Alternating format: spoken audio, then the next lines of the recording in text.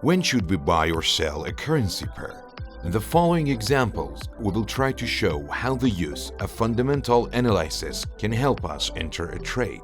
Each currency belongs to a country, so in fundamental analysis, we need to examine the economic situation of a country to determine whether its currency will become weak or strong.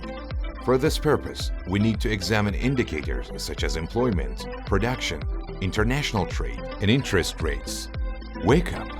If you always slept during economics class, don't worry. In the next sections, we will explain how to perform fundamental analysis. But for now, try to pretend that you know how fundamental analysis is done.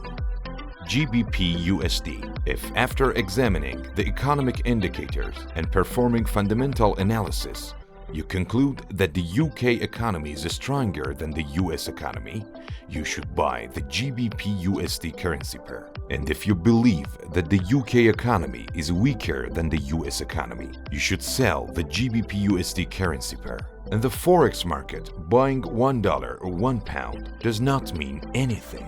Currencies are usually traded in packages of 100,000 units, called a standard lot. You may say that you do not have enough money to buy $100,000. Can you still trade in the Forex market? Yes, you can, by using margin trading. We will discuss this concept in the next section. AX Financial's content team.